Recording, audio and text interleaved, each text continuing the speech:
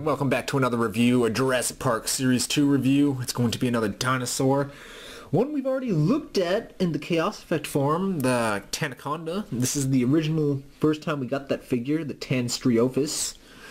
For anyone out there who isn't a fan of the crazy, funky Chaos Effect colors, this review's for you. So before I get this review actually underway and started though, I would just like to take a few moments here to talk about some stuff here on the channel, because the last few videos there's been actually a few of you posting on the channel asking whether I will be reviewing the Jurassic World toys, and Jurassic World toy reviews will come here on this channel eventually when they come out. I haven't really cared to go get some of the figures early, but I have been looking. I've gone out a few times searching, but no luck yet from where I'm from, which is kind of surprising considering Hasbro HQ isn't really all too far from me. It's about half an hour away. So very strange that I have not been able to find any of the Jurassic World figures around in my area. Being Hasbro HQ is right down the road, I thought about gassing the Jeep up and going down for a little ride to give them a piece of my mind about some of their toys.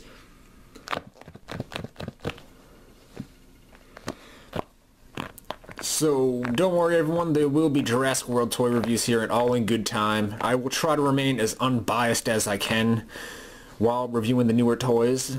But do remember, I was an old school fan growing up back in the early 90s, so I grew up with these old Kenner pieces. Hasbro has just been kind of meh, but alright, let's get this review rolling. If any of you out there weren't a fan of the crazy Chaos Effect line colors for the Tanaconda here, perhaps you would enjoy the original figure of the Tanystropheus that we got from the Jurassic Park Series 2 line.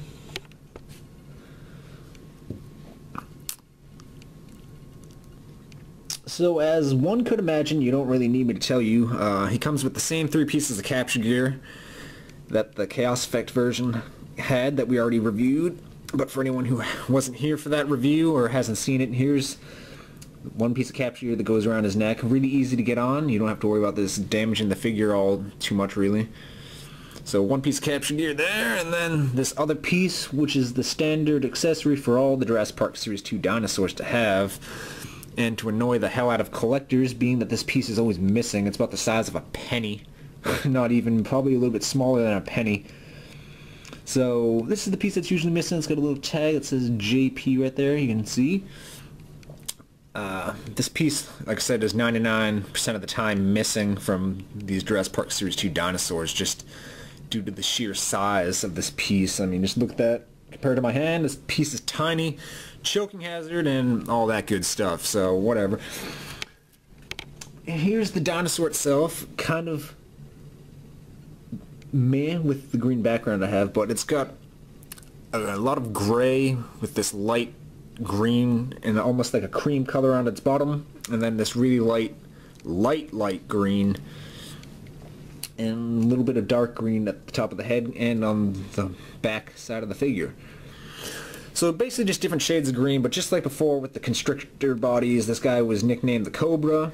You could bend and pose because he had this wire piece inside the entire figure, going up the entire figure all the way up the neck, so even the neck's bendable and posable, and pose it any way you wish. Really cool. You can see the wire right there a little bit. That wire goes through the entire figure. Oh, and oh look, trademark UCS Hasbro Kenner 1993. Pretty sure this figure's from 1994, the Series 2 line, but here's some more detail going up the head. Really dig the colors, being the more somewhat realistic looking colors for this dinosaur compared to the Chaos Effect version we've looked at. Really nice. It still has his nasty looking fangs and just completely black eyes with no pupils, so I don't know, it's really nice looking. I dig it. It's got JP13 here on his back leg. All the legs can go 360 if you wish, or not 360 because they get hindered, but they could basically almost all go 360 if you want. But as always, like I said in the other review, best just to leave them like this, flat, so the figure can stand, or else it's going to have trouble standing. Bend this back like so. Really cool. I mean, not many of the Jurassic Park dinosaurs and figures had this bendable constrictor body that allowed you to like pose the figure in any way you want. So just like before in the Chaos Effect form, it's really awesome here on this figure. And another cool thing to note, since it's got the wire going in the entire figure, you can take the back part of it and like move the front of his head just by twisting this. So really cool. I mean, kind of a pointless feature. It's like almost the Thrasher T-Rex thrashing action, but I don't think that was intentional. But as stated, like I said, the wire that runs through this whole figure is what allows that to happen. So really cool. This figure is slightly susceptible to paint wear, just due to the fact that the material that this figure is made out of, this rubbery material the entire figure is made out of. So he's kind of a little susceptible to paint wear fairly easily compared to some of the other Jurassic Park dinosaurs. He is a human Kenner figure to size up with them, so you can get somewhat of an idea. And here's the trading card he comes with. Number 45, authentic movie card. Tim Murphy climbing the fence from the first Jurassic Park movie. Dino Tally, Tanystropheus.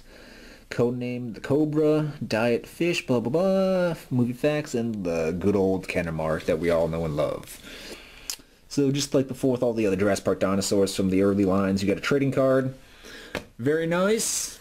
If I had to rate this guy, maybe it's just that he's from Series 2, but I give him a perfect rating of a 5, being that he's got the realistic looking colors here compared to the vibrant. You can just see the sheer difference in these color schemes. This one's a lot more vibrant with the red.